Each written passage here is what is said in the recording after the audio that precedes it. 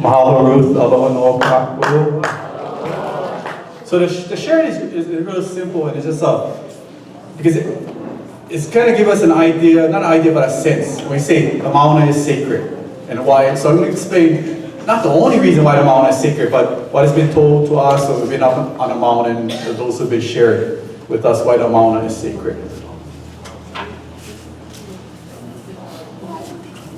So you can tell I'm actually an instructor at Hawaii Community College in Kona, so you can tell I'm a teacher, so here's my teaching aids, so visual aids for our visual learners. Okay, to explain that, first of all, there are many divine beings on the Mauna, and these, when I say beings, there are ancestors on the Mauna too, but these beings and others have been there before even our kupuna, our ancestors, even touched landed their canoes on this land. There are guardians at many different places. The Mauna is just one of the places where these guardians have been, since Keakua, the creator, put them in these places to watch over. And so what they share with us, first of all, the name of our Mauna, and why it's said is what it's called, Mauna Wakea, translated as the Mountain of Sky Father.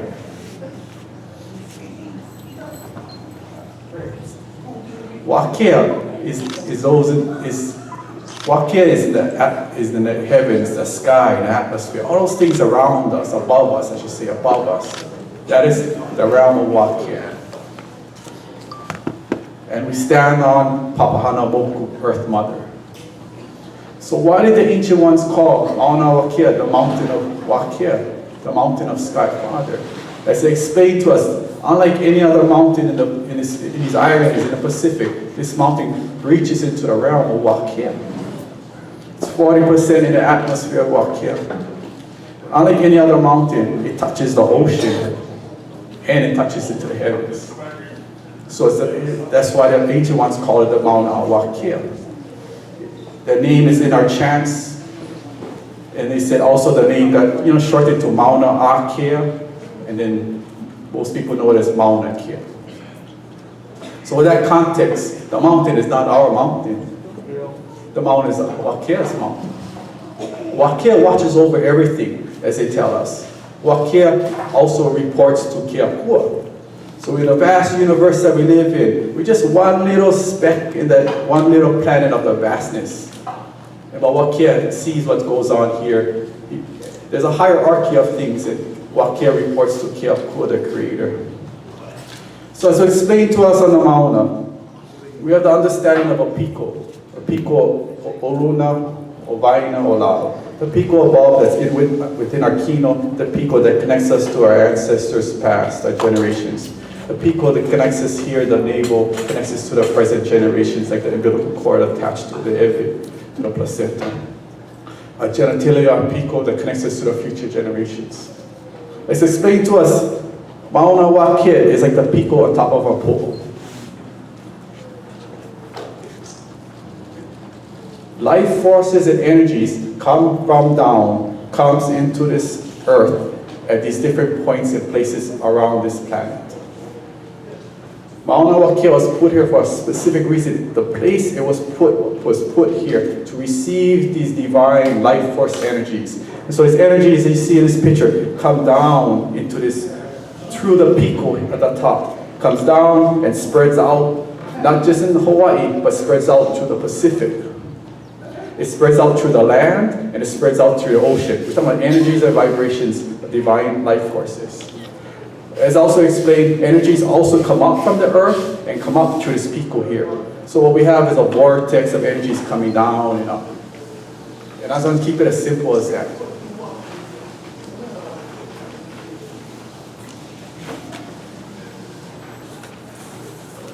So in essence, part of the top of the Mauna is like a portal. If you put it in another context, an English context, it's a portal for things receiving and things leaving here. This is a picture of the portal when it's opened.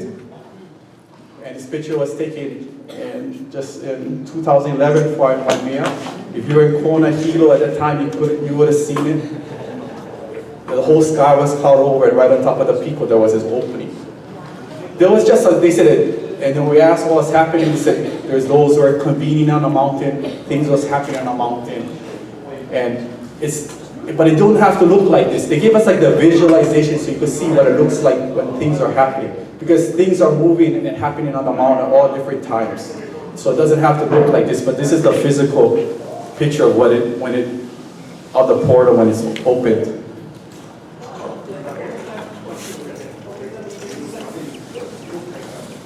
So that's why when a kupuna went up to the Mauna, they went up in there's different reasons why the kupuna went up to the Mauna. And one of them was to do prayers and pulis and to send their prayers to the Divine One, send it to a Keakua or others, ancestors, they sent their prayers. So not at the summit, not the very summit, but below the summit, you find these shrines, these ahus. Simple shrines, you just set certain rocks up and they did their pule there. Some stayed for several nights, some was there just for the period of time. But there's still ancestors that are at these different places on the mountain. And these are the shrines up there. So you take a look at the picture here, all these dots and triangles, there's hundreds of shrines surrounding a circle of shrines surrounding the summit of the mountain. And so when our ancestors like Kupuna went up to do prayers, this is the affirmation. These shrines that are there today is the affirmation that Kupuna went up there. And when you talk about the place being the Mauna Kea, the place of the God, gods, deities, it is that. And if you say the mountain is sacred, and we understand why it's sacred, when we step into that realm, then we also must step in with reverence, just like our Kupuna did. So what has happened all this time here is, of course, the top of the pico has been drastically disturbed. And so there's several things that's happening on top of the summit. There's, of course, the physical obstruction, destruction that has occurred.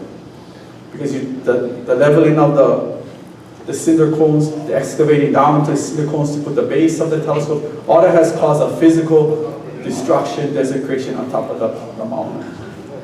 There's also electromagnetic disturbance on the mountain. To run those observatories, they have a large electrical current they have to bring up to the mountain, and that is also causing a disturbance on the mountain. And the other disturbance, they said, is from humans. When humans come up, humans can leave an imprint on the land. The imprint is, you either leave a good imprint or a not so good imprint. When I say your thoughts, the things you say, the way you come up, the things you do, not just on the mountain, but many places. What we do, we have to be mindful of the way we think, the way we talk, the things we do when we walk into these places, especially when we walk into Mauna Kea or the Mauna Kea. And that's what they're shared. And when I say they, there's many, like I said, there's many divine ones on the Mauna. But the one who first came to us, and this is how we got into this, into the cases and everything, into the hearings and everything regarding this project, was through Mo'inanea. Mo'inanea is a Mo'owahine. Mo'inanea is the guardian of Lake Waihao. Mo'inanea inherited that position of kuleana from her mother. Mo'inanea, in the lake, there's also an essence of a female essence that is Waihao. So Mo'inanea has shared these stories as well as others on the mountain. When we've been on the mountain, whether in ceremony and prayer, or just being there, and just in quietness and receiving, or whether we're here.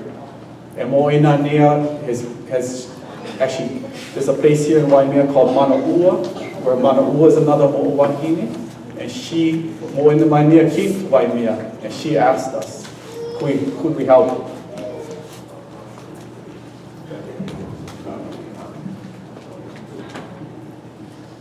And of course, how can you say no? She said, could you help stop what is happening? So this is Mo'inanea. She's actually part Mo'o, part Kanaka. And she and many others have shared things on the mountain with us and others, not just us, many others. So The context is that when we say the Mauna is sacred, there's many other reasons why the Mauna is sacred. We're just sharing one other reason, one other aspect of what has to do with the Mauna. But you know, deep in our na'au, in our DNA, we know the Mauna is sacred. And we know the Mauna is our piko. It's not just a piko for Kanaka, it's a piko for everyone. And that's why we're here to protect our people. Now I'm going to give you like a 2-minute rundown of how everything happened in the cases and stuff, and that's it. And I have a handout, I passed out the handout, you can hear all the details later. Okay.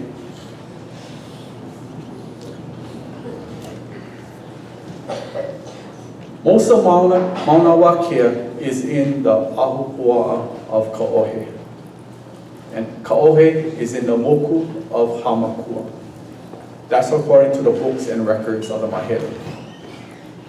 Ka'ohe is not crown lands. Ka'ohe is government lands of the Kingdom of Hawaii. There's a distinction. At the time of the Mahele, there's 3 types of lands. Konehiki, crown lands, which King Kamehameha III held for himself, and government lands, which King Kamehameha set aside his lands, which were the king's lands, for the government. Ka'ohe is government lands. Crown lands on the Mauna is actually in the eastern flank and Humu'ula.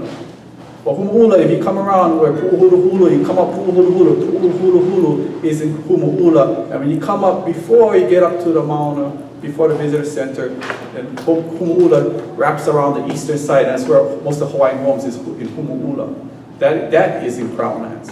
But the lease and everything that the university has acquired is in government lands. Okay. So, real briefly, how this thing all plays out. Okay, so BNR gave 2 general leases to University of Hawaii. One is a general lease for the Mauna Kea Science Reserve, something like 11,000 acres. And another lease is for the area of Halipohaku with the facilities and astronomy development. Halipohaku is not an old ancient name. Halipohaku was given after, like, something in the early 1900s, they built those stone buildings. And that's how the name Halipohaku came to about in that place. I'm not sure the original name. Somebody heard certain names, but without verifying. But Halipohaku, what we know is Halipohaku is named after those buildings that you see right above the visitor center, and you'll see those buildings. That's what it was called, Halipohaku there. So the BNR gave 2 leases. Okay, so the general lease is given to the UH, and then for the management of the Mauna. UH is run, you have the Board of Regents. Under the Board of Regents, you have the UH president. Under them is University of Hawaii Hilo, which under them is the Office of Mauna Kea Management, which takes care of and handles the leases. Okay. I know we're in an occupied state. I'll just give you how things working things here. Okay, so when the TMT project came on, they have to get a Conservation District Use Permit, CDUP. Okay, so UH applied the application to BNR. BNR approved it, but then some of us requested for a contested case hearing. Went to a contested case hearing. Basically, the hearing officer just kind of like rubber stamp. It's just a rubber stamping all along the way. So you have to understand that rubber stamping all along the way. So that now is that it went to the 3rd Circuit Court. The judges kind of passed it on, and now it's at the Intermediate Court of Appeals. So that's where that is at the moment. Okay, so UH also went in. They was trying to they was trying to get rid of the old leases and ask for new leases for a new 65 years. So they wanted to end their existing leases. The top ends at 2033. They wanted to end it, and then they wanted to get a new lease for another 65 years. A lot of us went in, testified, and we said, hey, you got to do an EIS. You got to do this. They was trying to get an exemption. Finally, they realized there was enough public pressure and said, okay, they pulled back. They asked for deferral. So the master lease situation is on deferral until they do the EIS process. Okay. However, even though it was on deferral, the master lease, they went in, put an application for the TNT sublease. So the 13 telescopes or so on the mountain have to have subleases under the UH, but the BNR has to give approval for that, have to consent to that. Without even taking care of the issue of the master lease, they consented to the sublease. So the sublease, we asked for a contested case hearing. BNR denied the contested case hearing, so we had to end up appealing that, and so we're in the Third Circuit Court, and we're still waiting for a hearing date on that. So that's where the legal parts are happening with it. Did you say for the sublease? For the TNT sublease. And so why I'm giving a legal background and everything else in that is because we have to understand what has been happening now just never happened 4 weeks ago. It never happened 4 years ago. It never happened 20 years. People have been vigilant and so forth. And so everything that's been building up to where it is at today, things have happened before. Things such as when you go back to the anti-annexation time when people gathered together, or when you go back to the Battle of Kumo and Keiko Kalani, those stood up for what was Pono. All these things have laid the groundwork to where we're at today. Protect Hawaiian. Everything is where we're at today. So the action that took place 4 or 5 weeks ago of the rest is just a continuance of what's been happening. It's not a separate event, it's not a separate group, it's a continuance of what's happening. In reality, they would have been building on the mountain 2 years ago. If they weren't tied up in the contested case, they were ready to go. And so everything put things to a place here. Other things that happened that brought us here today is when the 24-hour vigil of Kamakaeha at Kilauea Crater in 1993, the prayers were set down to bring unity to our people. Following that, at Keauea, when they did the island prayers vigil, that set the prayers down. Later on, they had Aha Ho'omana. See, the prayers, everything's been working. It's not just one action. It wasn't even just a legal action. All these things been working to a point. There's been prayers and ceremonies on the mountain to clear things, to help kupunas and souls in transition and everything. See, everything's been moving on all different levels. So where we're at today, the bulldozer's been up on the mountain 3 times already before this time. Or else long ago, they made a Jeep road down. They did a geotechnical testing up there. They actually cut the road down and they cut that U up there. They never had that U down up there. That was done like just a few years ago. They were up there before the October 7th event. So the bulldozer's been on the mountain before. And the bulldozer's been cutting and excavating and grading before. But our people weren't ready before. Things weren't in place before. Things from the divine alignment and from the human alignment needed to get things in place. So when it came that day of the arrest, it was part of the bigger plan. And everything was falling into alignment. And so where we proceed from here today is bringing back everybody in an alignment of an ohana. And that's, they say the bigger picture of it is how we can work together as an ohana. How we can have compassion and aloha for each other in what lies before us. So whether you step in here whenever, and whether you step in this circle or this movement tomorrow or 10 years, whatever years from now, or maybe days from now, maybe years from now, is everybody have played an important part and continues to play an important part. Whether you're on this island or whether you're far away from this island. Because the pulling of prayers are powerful. It's bringing our people together.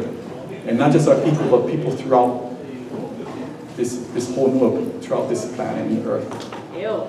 And so that's what we say, aloha, Mauna Kea, mahalo. Because and Keokua and all who brought us to this point today. And we look forward to moving together as an ohana. Mahalo nui, aloha tātou.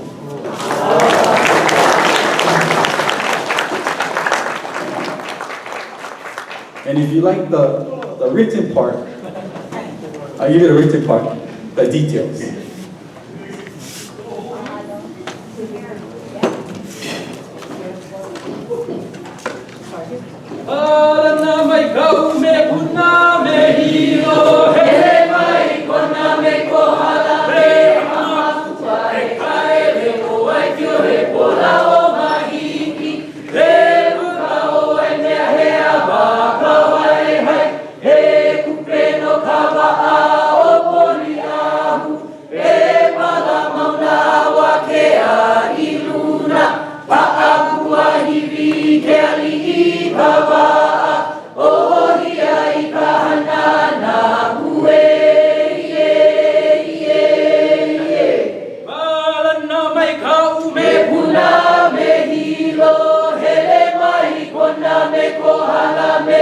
Hamakuai kaele o ai pio e pola